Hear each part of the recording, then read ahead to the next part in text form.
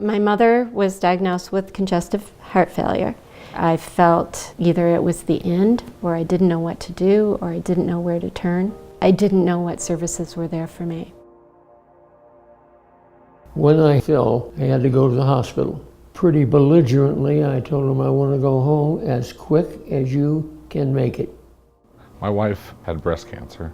Her disease was very aggressive. After her funeral, it was just Dad and the kids at home. That was a big adjustment. What it feels like to lose a parent and what it's like to be coming home to just one parent. I felt more sad all the time about it. Marvel, even just a few months earlier, her life was vibrant and she was really engaged and there, at a point where she was tired just because it was her time. My mother did not want to die. She loved life and she was holding on to the end.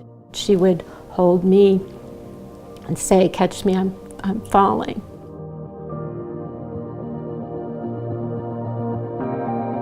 The Denver Hospice cares for anybody who's in need, and that care encompasses both care for the person themselves as well as their family.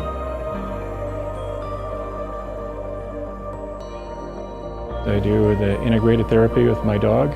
I see the bond between people and how people light up when a dog enters the room. It'll bring them out of their shell. People will start to talk, they'll talk to Hank, they'll reach out, they'll try to touch him and pet him, and it's an icebreaker for everybody. No matter what stage or state in life that people are, they can always relate, and it brings back perhaps a flood of memories to their earlier days and their pets and their special bond, and just provides that extra comfort care for them.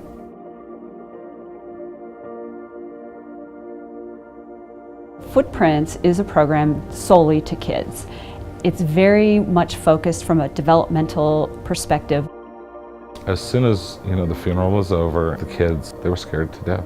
I called hospice a couple weeks later to get the kids involved in the Footprints program, doing the counseling at the same time. I think it helped them get through a lot of the emotional turmoil with losing their mother. No, it kind of felt like talking to a friend. It was just real easy and calm and fun. First day that we came, I just felt nervous and didn't know if it was going to work or not. I felt on the last day I had more strength in me.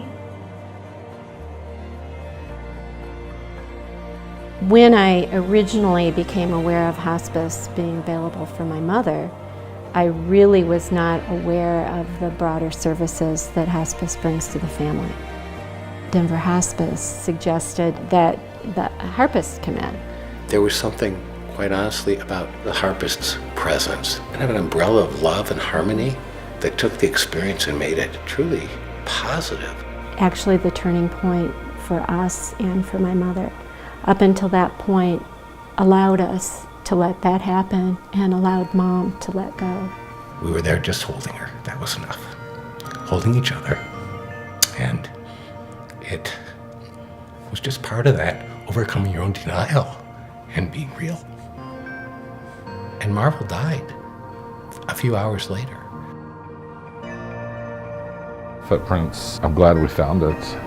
I'm glad we went through it for their sake and for my sake. And it makes all the difference in the world. My involvement with hospice taught me, be positive. There was absolutely nothing more than I could ask. What sets the Denver Hospice apart are our people. Nowhere will you find a more compassionate group of experts dedicated to one great purpose. We're big enough to make a difference and small enough to care.